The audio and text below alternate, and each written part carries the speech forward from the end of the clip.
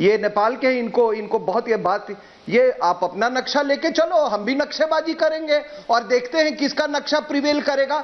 जहां तक बातचीत की बात है, लिपू लेक पर कोई बातचीत नहीं होगी। और दूसरा, आज मैं आपको ये भी कह देता हूं, एक जिम्मेदार, ये बेटी और रोटी ना इन नलायकों को हम कभी बेटी देंगे और ना इनको रोटी देंगे। और तीसरी बात, युद्ध के बादल मंडरा रहे हैं। मतलब टीआरपी तथा व्यूज के लिए ये लोग कुछ भी कर सकते हैं, कितने नीचे तक घटिया से घटिया काम कर सकते हैं। जो भारत और नेपाल का संबंध बहुत ही पवित्र है, उससे भी ये लोग खराब करने के लिए ऐसे अभिव्यक्ति दे सकते हैं। दोस्तों, ये लोग वही है जो रोड साइड पर एक्टिंग करते हैं और 2 समोसे और 150 रुपये की दिहाड़ी में स्टूडियो में आकर कभी मौसम विभाग के विशेषज्ञ बन जाते हैं, तो कभी सुरक्षा विभाग के विशेषज्ञ बनते हैं, तो कभी मेरा ये बन जाते हैं। इन लोगों से घटिया इंसान मैंने कभी नहीं देखा। ये लोग खुद के स्टूडियो में कुछ इस तरह से काम करते हैं।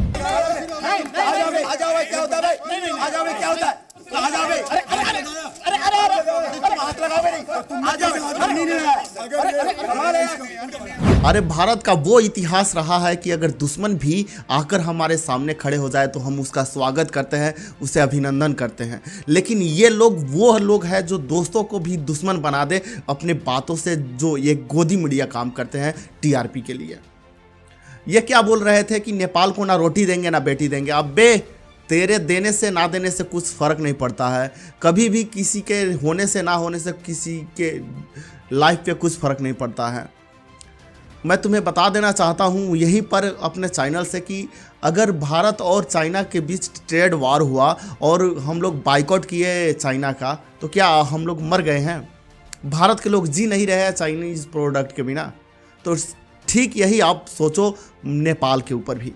अगर नेपाल को आप बाइकआउट करते हो, कुछ नहीं वहाँ पे एक्सपोर्ट करते हो, तो नेपाल के लोग मरेंगे नहीं। ये बात अपने दिमाग में रख लो। नेपाल के जो तराई क्षेत्र है और मध्य पहाड़ी क्षेत्र है, वहाँ पर भी कृषि किया जाता है और वहाँ के लोग इतना ज़्यादा कैपेबल है कि वहाँ के पूरे नेपाली को भी पेट पाल सकते हैं कृषि के द्वारा। क्योंकि नेपाल एक कृषि प्रधान देश है। वहाँ पर जल स्रोत का भी एशिया में सबसे धनी देश में उसका नाम आता है। कुछ भी बोलते रहते हो, बैठ जाना है, 2 समोसे खाना है और कुछ भी बोलना है। नेपाल के साथ हमारा क्या संबंध रहा है, वो चीज़ अब किस गधे को मैं समझा रहा हूँ। तुम समझते हो कि नेपाल मांग कर खाता है और भारत पे ही डिपेंड है। तो मैं तुम्हें बता देना चाहता हूँ कि नेपाल कभी भी भारत से ऐसे ही सामान नहीं लेता है, उसके लिए पैसे देता है तब जाकर सामान लेता है। और हेलो, मैं तुम्हें जानकारी दे देना चाहता हूँ कि नेपाल के लोग कितना ज़्यादा टैक्स पे करते हैं भारत के सिवाय। यहाँ पर 4 रुपया पेट्रोल पर अगर हमारे यहाँ दाम बढ़ जाए तो आग लग जाती है, लोग आंदोलन पर उतर जाते हैं। लेकिन वहीं पर नेपाल पर मैं तुम्हें बता देना चाहता हूँ कि नेपाल में जो एक बाइक की प्राइस पड़ती है ना, वहाँ पे हमारे यहाँ 4 व्हीलर आ जाए, 4 चक्का की गाड़ी हम लोग खरीद सकते हैं जितना में वो लोग सिर्फ बाइक खरीदते हैं।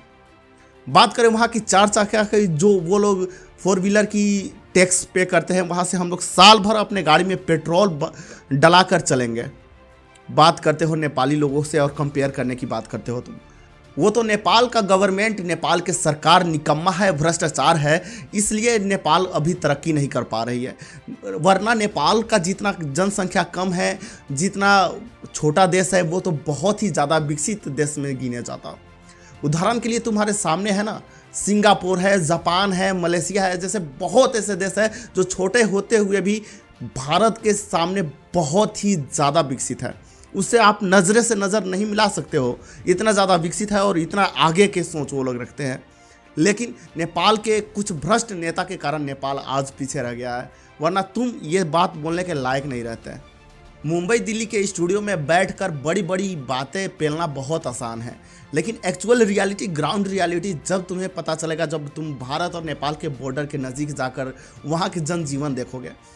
दोनों तरफ के लोग एक दूसरे पर डिपेंडेंट रहता है।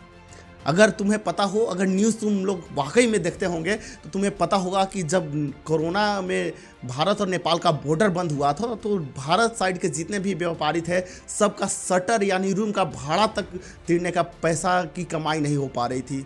ये थी सच्चाई, जो नेपाल के लोग आकर भारत के लोगों को पैसे देकर सामान लेकर जाते हैं, उसका ये जीता जागता सबूत है।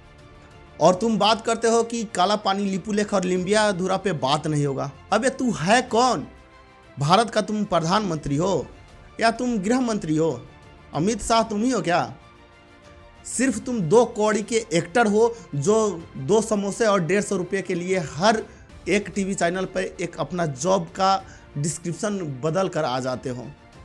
कभी मौसम विभाग के विशेषज्ञ बन जाते हो, तो कभी सुरक्षा विभाग के विशेषज्ञ बन जाते हो, तो कभी क्या क्या बन जाते हो पता नहीं। तुम्हें याद दिला दूं कि जब चीन लद्दाख पे हमला किया था, वहाँ पे चढ़ाई किया था, तब तो तुम ये बात बहुत बोल रहे थे कि शांति रूप से हम बात करेंगे, वार्ता के द्वारा दोनों समस्या का सॉल्व होगा। क्यों शांति द्वारा? क्यों तुम वहाँ पे हमला करके बंदूक के द्वारा क्यों नहीं वो सॉल्व कर लिया? क्योंकि चीन तुमसे ज़्यादा ताकतवर है और नेपाल तुमसे ताकतवर नहीं है, इसलिए तुम वहाँ पर अपना धाक दिखाते हो और चीन के आगे शांतिपूर्ण वार्ता करना चाहते हो तुम लोग।